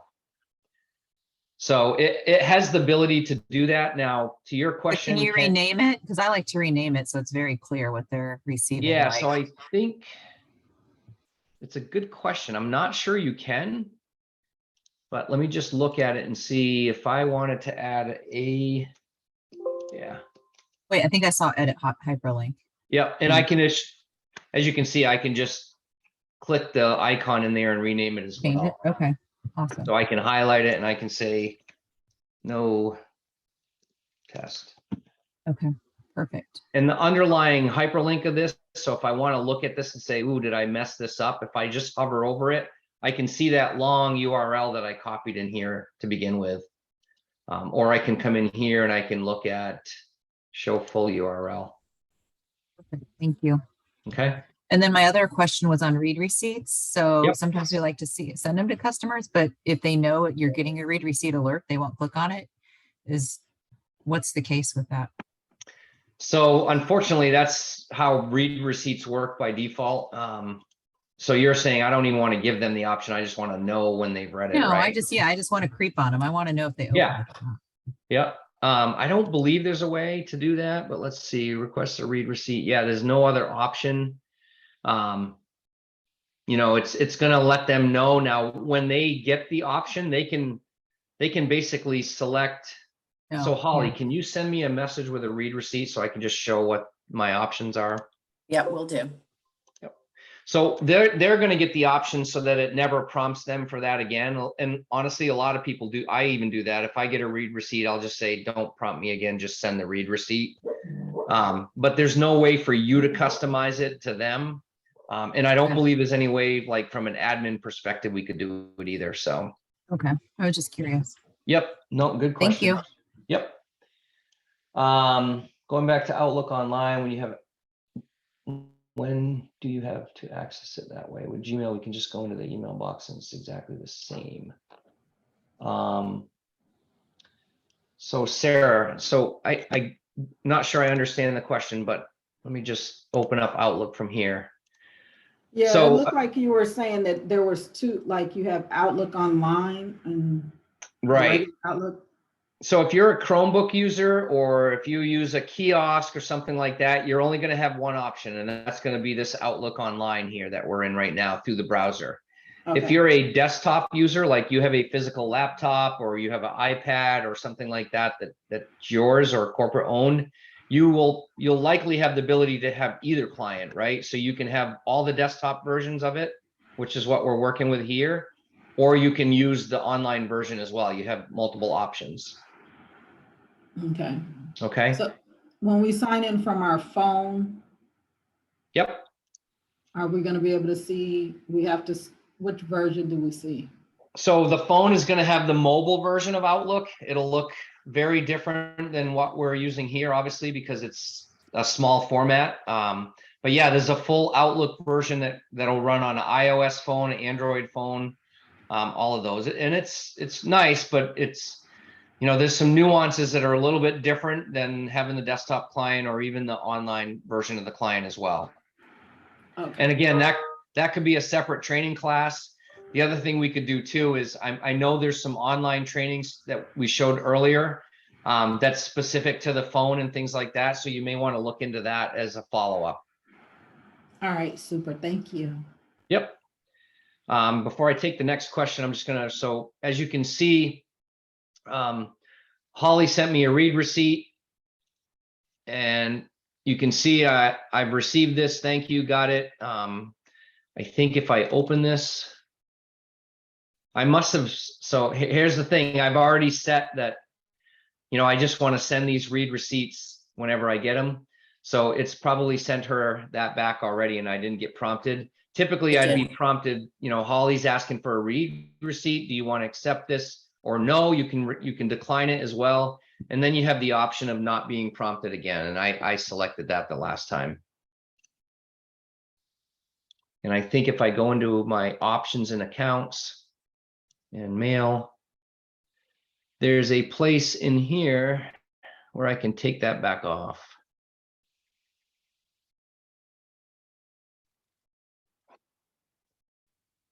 It's going to take me a minute to find it. There we are right here. So always send read receipt, never send read receipt, ask each time. Do you want me to send you another one, Robert? Yeah, so I'll prompt it to ask me, and yeah, go ahead and send me another one. Okay.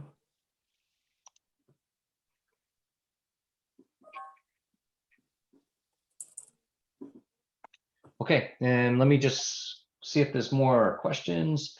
We currently use Virtue Protection and Gmail to send encrypted. Yes, that is going to be carried over as well.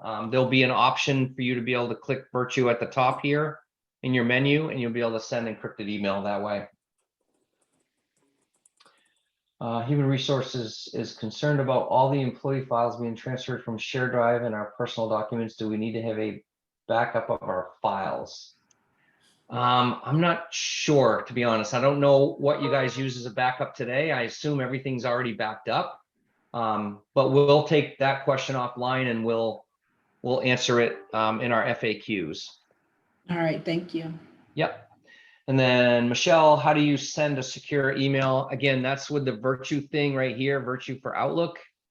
And I don't know enough about the product to walk through it, but you've got to activate it here with your email, and then that would allow you to send an encrypted secure email to another party. Thank you. Yep. And then just quickly, here's Holly's email back to me. If I open this up, you'll see now I get my prompt. She's requested a read receipt be sent. Do you want to send a read receipt? I could say yes or no, and I can check this off. Don't ask about sending read receipts again, which I did, which is why I didn't get prompted. So I'll just select yes, and that will send her a read receipt. Okay. Again, I'm going to pause. That's the overview around emails and the different things that you can do.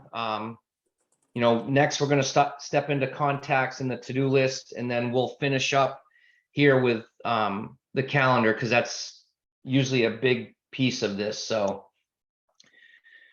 if there's no other questions, it looks like we'll move to the contacts piece. So if I look at my navigation down the bottom here, I just went from my email to my contacts. Excuse me. So you can see that I've got some contacts in here that I've already populated. And the easiest way to do this, and one reason why you may be asking, like, why would you put your corporate ones in your personal ones? Like, if I want to take these offline or I want to have them available on my phone, this is the way that you would do that, right?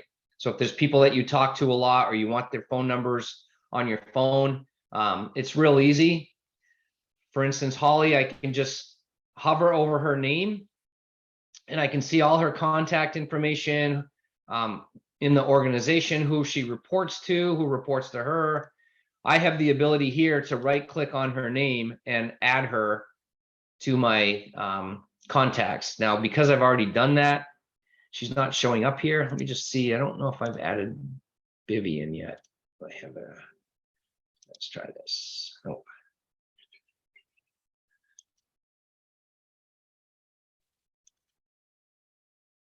I've added those guys already.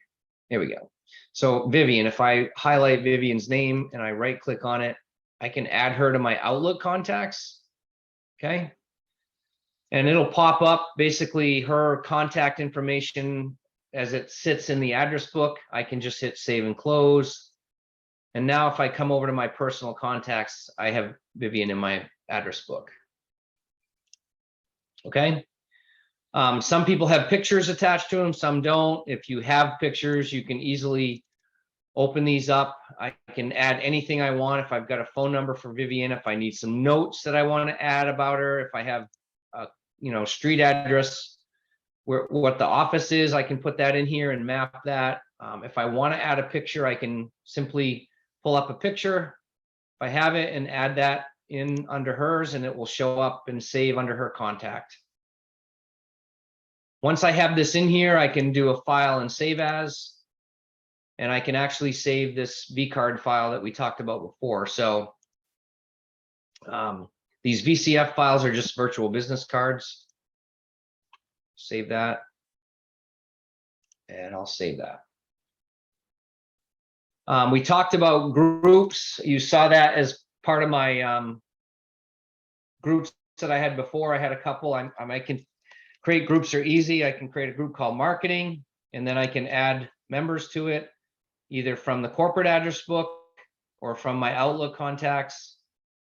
So if I come in here and I'll just say Melissa is a member and Vivian's a member. Okay, now these will be part of my group called marketing. Okay, I've got a training team and I've got a human resource one here as well. Any questions around contacts? Pretty straightforward and simple.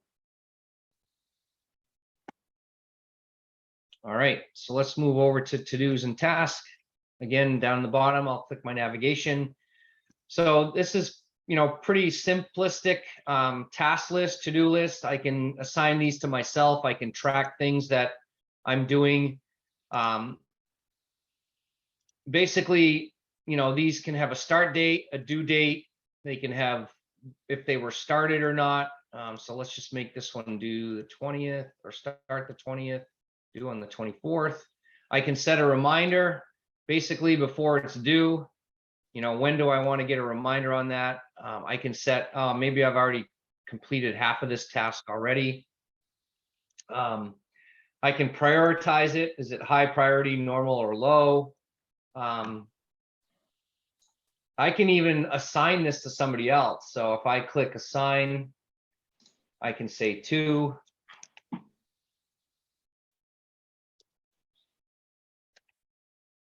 So I can assign this one to Vivian. And now when I actually send it, it takes it out of my task list and I can still be notified of it. But if I open this up again, like I lose my ability to make any edits to it. Now it's all sitting in Vivian's to-do or task list. I can send a status report if I've updated it, obviously. So these are all things that you can do with tasks. If you're working on the browser version of this or the Chromebook version, if you look at the left-hand pane here, the navigation, I've got my calendar, I've got my people, I've got my files, and then I've got my to-do. So this is my Microsoft to-do list here. And I can see these are my tasks. And this version actually has a little bit of a new look to it. If I've got things that are planned for the day, I can see those are in here, copy my email. If somebody has assigned tasks to me, they'll show up here in my to-do. If I flagged emails, which is kind of a neat feature, like if I'm looking at my inbox, right? And there's an email that I need to follow up on, right? So maybe it's this document that Robert shared with me. If I just right click on this and say follow up today, now you'll notice it put a flag here. So I've highlighted this as something that I want to work with. And if I go back to my task, it'll show up here as a, as a flag task. Right here, training user, basic training. And if I look at my to-do list online, and I should just be able to redo this. It may take a minute, but it will show up here eventually. So we'll come back to that once it populates. So let me come back here into the email client. So that's basically everything around to-dos and tasks. I don't see any questions on that. So one other thing I just wanted to show you that we may have skimmed over earlier. You have the ability, and people have asked, like, do all my folders come over under my email in the migration? They do in fact come over. So if you've got an action menu or human resource menu, those all go over there, or excuse me, folder, they all go over there, including nested folders, things like that. If you want to create folders once they get here, it's really easy. You can click on your inbox or your email, and if you right click on this with your mouse, you have the ability to create new folders underneath it. So I'm just going to create one called marketing. Okay, there's my marketing folder. And maybe I want to create a nested folder under that. Okay, so now I've got a couple folders here, they're nested. If I come back to my inbox, you know, let's say I wanted to move this message to that folder. I can literally click on that message and hold down and just drag it down to my go-to-market folder and let it go. And now you'll see that that email is in that folder. If I want to take one that's unread, I can move it to marketing as well. And you'll see that the unread status goes with it. So nothing changes. There it is in there, unread. And because I popped it open, it's going to mark it as read. Just come back here. You got a couple other options you can do. If you right click on an email, you can do a move here, and you'll see it's got the most used folders that I've sent things to in the past. So I can easily just select this menu and it'll move that over to there. Now I should have 2 emails in there. So this is kind of the easy way to, you know, organize your inbox, make sure you keep things, you know, where you want them to be. You also have the ability to write custom rules. So we wrote a rule earlier, I think. Just trying to see where we put it. Yeah, Viva. So there's a rule in here. If I look at my rules, manage rules and alerts. So we created one rule that said anything that comes from Microsoft Viva. Let me just open this rule up. So if it comes from Microsoft Viva, I'm automatically going to move it to my human resources folder. Okay. These are real easy to do. It's simple. If I come back here, I can create another one here. So maybe I want to create a folder called read receipts.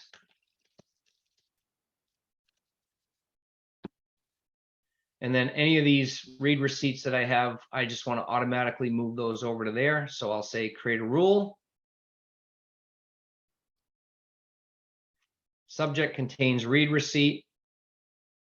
Send to, or excuse me, do the following. Move the item, and I'll select the folder. Find my read receipts. All right, so that's as easy as it gets to create custom rules, and there's all kinds of different things that you can do to kind of keep things organized. Once I say okay, it's going to say, do you want, I've created this rule, do you want me to run it against every message in your inbox? I'm going to say yes. Okay, so anything that had read receipt in the subject now should show up here automatically. Okay, and you can see this one was how do I do read receipts? This one's read receipt. It really doesn't matter if it has that in the subject line, it's going to move it to this mailbox automatically. Okay.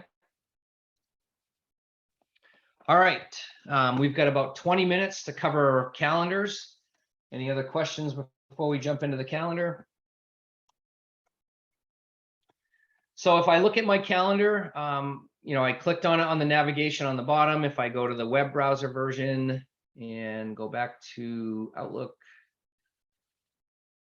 oops.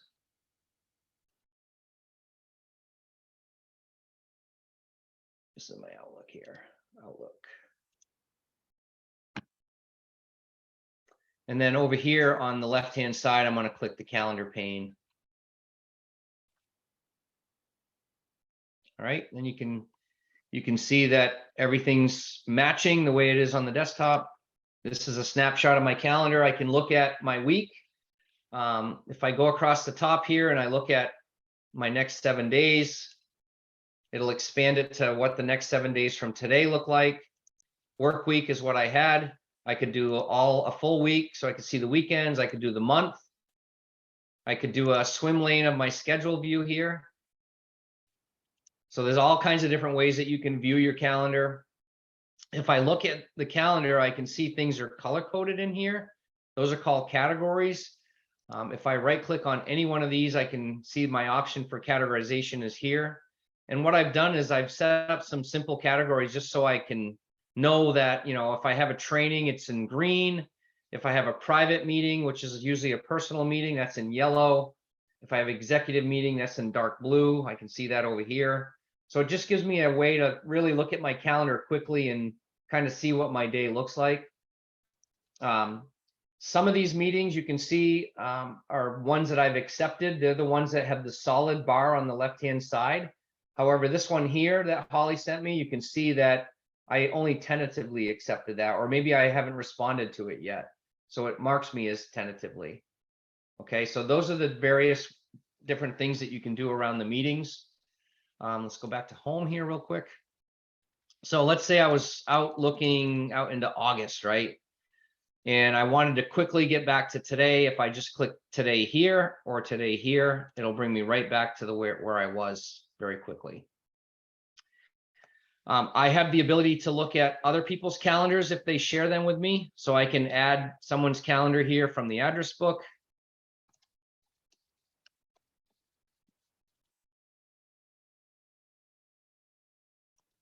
Okay, I'm going to add Melissa's here, and just once I add it, you'll see I'll get 2 calendars here. And the way that she has it shared with me is I only have the ability to see when she's blocked or busy, which is perfect, right? I can quickly come in and see, hey, does she have any meetings tomorrow morning from 6 to 9? And I can easily uncheck that over here, and now I get my calendar back. Or if I want to look at Holly's and Melissa's, I can basically check all my team members' calendars in here. Same thing going out. I can share my calendar, and the options that I have, like I said, I can just show when I'm busy. That's the default. Or I can say anyone in my organization can view titles and locations. I've let Holly view everything, so she can see all the information. I can let them delegate meetings on my behalf. They can edit my meetings. So I have a lot of features that I can do here around calendars. Just some other things in here to notate. There's a little weather app here that's attached. Again, this is only available in the desktop version.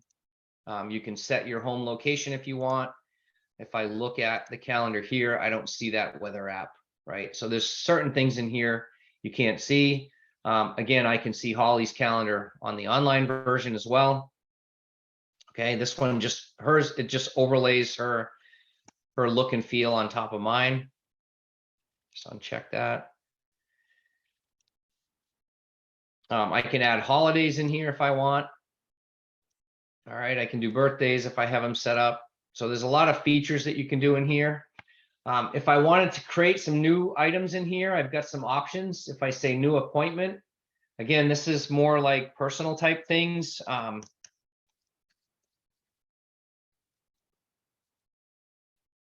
So maybe Friday, I've got a soccer game for the kids that I gotta go to. So let me just come in here and mark that as 4 to 5 or 6. Okay. So that's just an appointment. I don't have the ability to invite anybody, but maybe I know the school or whatever address, I can put this in here. Okay. And it'll give me the ability, if I'm working from my phone and I look at it, I can easily click that address and it'll pull it up in maps. So if I'm looking to get somewhere quickly, it's a handy way to have that in your calendar. For this particular one, I'd want to categorize it as a private meeting. So I'm going to click category and make it private. And then I'm also going to mark it private as well. And that way other people can't see the details. If I've got a doctor's appointment or something like that, I can mark those private. So I'll save and close this. And now you'll see that I've got a yellow kids soccer game private appointment on my calendar on Friday. All right. Next thing across here is a new meeting. If I click that, this is one that I can actually invite people to. By default, it's putting a Teams meeting on here. If I wanted a Zoom meeting, I have the option of, you'll have that option as well. There'll be an icon to add a Zoom meeting to it versus Teams. So let's just create a simple meeting here. Oops.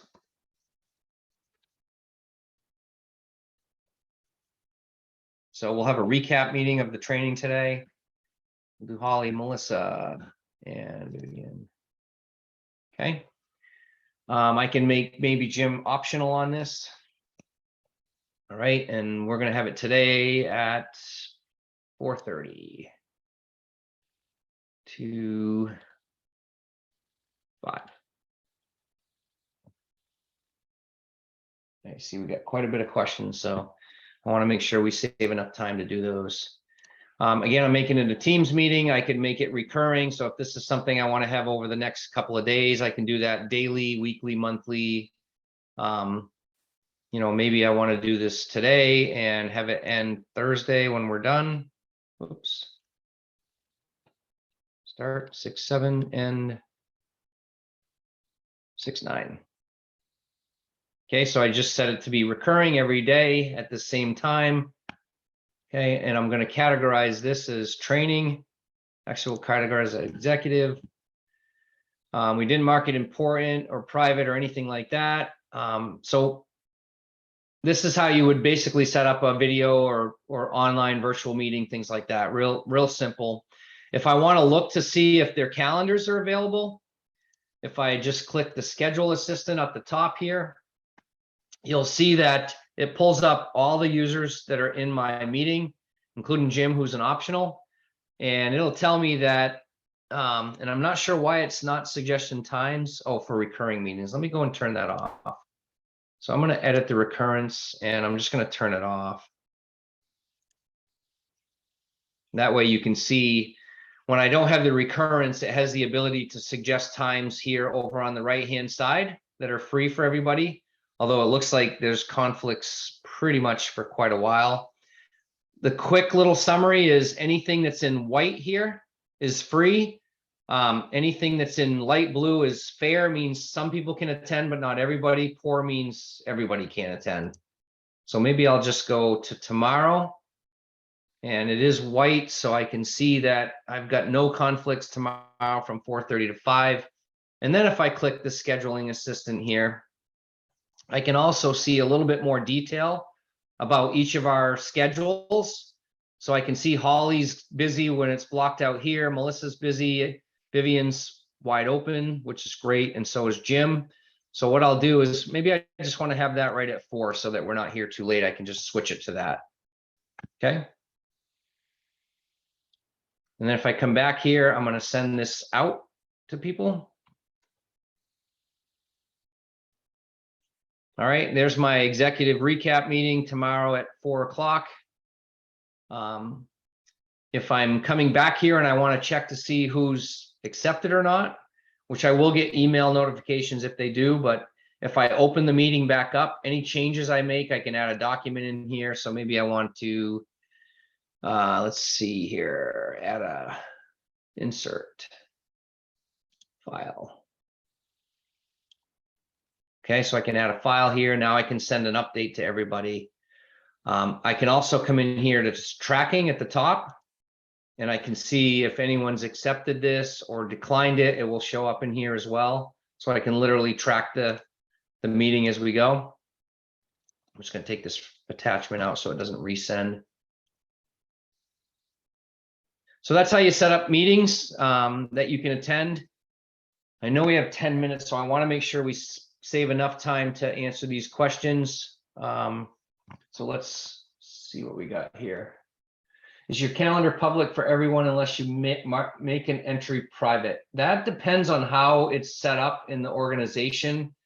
By default, everyone's calendar shows up like Holly's does here, which just shows your busy time, tentative, free, basically. It doesn't give any details about what those meetings look like. Now, the company has the ability to even take that off so that you have to allow people to see your meetings or your calendar. So it all depends on how that's set up. Birthdays that are on the Google Calendar transfer over to Outlook. Anything that's in your calendar today will transfer over to your Outlook calendar. When you mark a meeting private and others are looking at your calendar to set a meeting, will it show you as busy? Yes, it will. So whether you have a private meeting or a corporate meeting, it will show as busy if it's got your calendar blocked out. Good question. Okay. Any other questions around calendars? Just want to make sure we covered everything. All right. So last thing here is I'm going to show you what the calendar invites look like when it comes across. Let me just pull one of these up here. So for instance, Holly sent out the meeting invites for today's training. So if I open that up, this is what it looks like when I receive a calendar invite on the other end. So this is the one for tomorrow, Wednesday. You can see that if I do nothing, it at least tentatively puts it on my calendar by default. Okay. So if you're looking and your email inbox is overwhelming, you don't have time, by default, it'll put a tentative, and people can book over times that are blocked too. So keep that in mind. My options that I have when I get this is I can accept this, and I've got several options underneath that. I can edit a response, thanks for the invite. I'll make sure I'm there. I don't need to send a response. I can just mark it as accepted, and she will get nothing back on her end that I accepted it. However, it will show up in the tracking. So if I go back into the meeting tracking, or she goes into it, she'll see that I've actually accepted the meeting.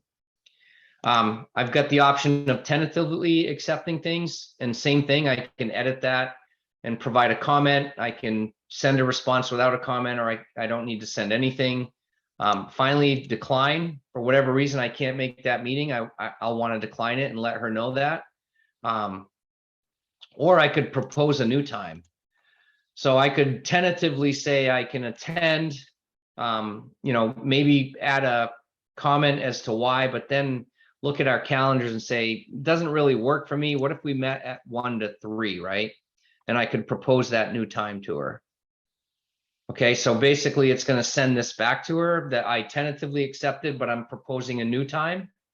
And I'm saying basically the current one is Wednesday from 2 to 4. Can we move this on Wednesday from 1 to 1:30? Okay. So those are your options that you have when you send a meeting out. So I'll just accept this one and not send a response, or send a response. So now you can see it went from being tentative to now I've accepted the meeting. Okay. All right. I'm just going to pause for a second here. Just make sure we've covered everything. Signatures, voting buttons. Yeah, we got through all our content that we were supposed to get through. We've got about 5 minutes to spare. Any questions on any of the topics or anything even outside of what we just discussed? Okay, good. Will notes pinned in a Google keep come over and is there a similar app? Okay, great question. So from what I heard earlier, they will not come across, but you do have the ability to export, I think, and import them in or copy and paste. The equivalent application in Microsoft is called OneNote. So if you're looking for an icon, it's this purple one here with the N on it. And you can have many different notebooks.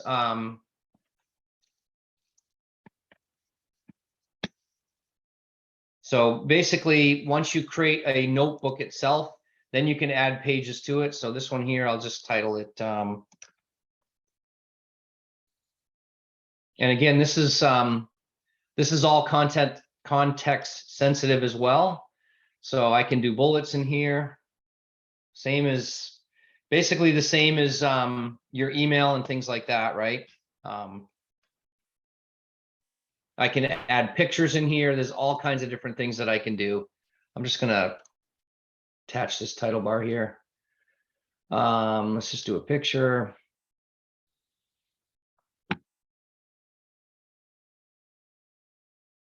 I don't know if I have any pictures even to save in here. I don't, but we'll just throw Jim's picture in here. Okay, so I can add pictures. I can do all kinds of things in here in the notes. I can copy and paste. So if you've got notes in Google Keep, you can copy those over and paste them in here. I can add new pages. And again, these are once they're here and they're in the cloud, these integrate in with Teams. You know, I can actually go over to Teams and I can share this notebook into Teams, whether it's a chat, right? So I've got my Tuesday training. Maybe I want to share this OneNote file with them. So if I click OneNote, now it goes out and it finds all my notebooks that I have. Here's the notebook I want to share.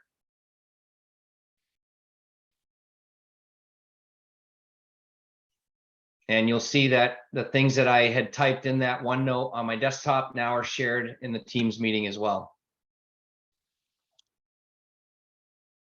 Okay. Hopefully that answers your question and gives you a little quick overview of OneNote.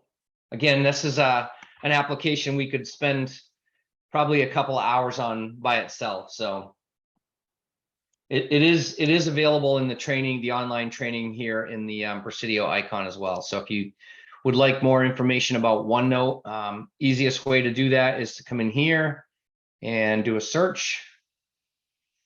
If I can find the search button.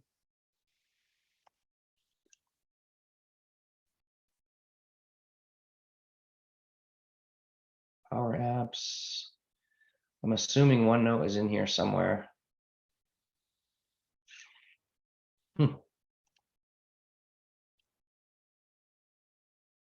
Oh, here's the search right here. So if I just search OneNote, it gives me everything, all the lessons, everything around OneNote for Windows as well. So changing fonts, inserting videos. There's a ton of different things here. If I select the course, there's about 11 lessons just around OneNote and managing notebooks. So Susan, hopefully that answers your question. Okay, folks, we got a couple minutes left. Any other questions?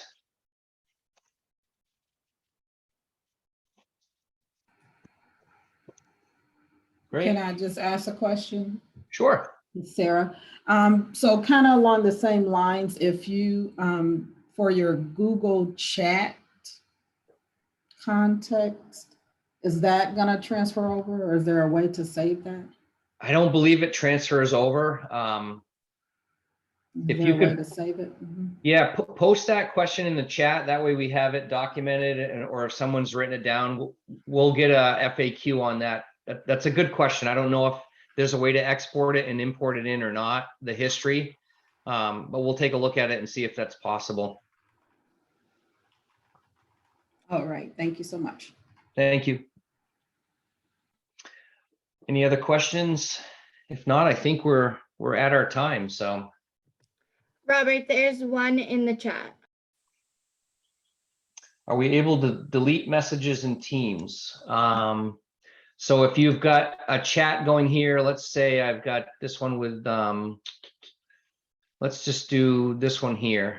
If I wanted to hide it, I could leave that chat. I think if I click here, mark is unread. Yeah, the only thing I can do is mute it. So I don't see anything that, I've got to actually go into it to see anything that's happened. I could literally hide it. So if I hide it, you'll see it disappear.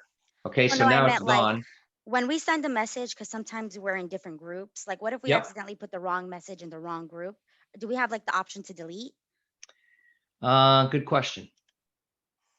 So more actions. I don't see a delete. So you're saying if I sent something here to Robert, do I have the ability, mark is unread, save, reply, pin, share to Outlook? Yeah, it doesn't look like I can delete it. So Robert, I I guess- believe you can. You have to click I was on your gonna say own mine- message. yeah, That's mine says That's delete. Robert's message. Ah, yeah. right Yep. here. Yep. Oh, Look you're on on. yours, it says There you delete. go. Oh, So yep, you can delete it. Gone. Thank you. And also really quick about Sarah's message. We are going to double check that, but my understanding is that you would have to copy and paste your chats somewhere they're not going to be carried over. That's my understanding, but I will get better clarification for you on that one. Okay. Thank you. All right, Holly, I'll turn it over to you. All right, everybody, thank you again for attending. Just a reminder, we do have additional sessions coming up in case anyone needs to see this again. We are recording this session and we will have it available for you. If anyone has any further questions, an email came out today. Hopefully you all will see that when you get off of this call. That just lets everyone know some of the things that are going to be important for you to do to get ready for the migration. It came from Jim Shortle. But one of the things that we're excited about is it introduces a new email box for you, and that is O365 migration questions at caremedics.com. It is in the email, so please feel free to utilize that if you have additional questions that you would like to ask. So does anybody have anything else before we let you go today? no. I have a question. The frequently asked questions, the FAQs, are you going to send an email once you answer these questions that we had today? Or They how will will be we- added to the frequently asked questions. If you look at the emails that are coming out, on the bottom of the emails is a link to all of the frequently asked questions. So what we will be doing is adding these questions to those FAQs. So for example, we have one for SharePoint, we have one for OneDrive, and they will be added to those. We also have created something in Litmus that will allow you to go in there, and under additional resources, all the information is there for you as well. All right, thank you. You're welcome. Thank you, everybody, for being here today. We appreciate you. Have a Yeah, great thank you. afternoon. Thank you, too. everyone. Thank you.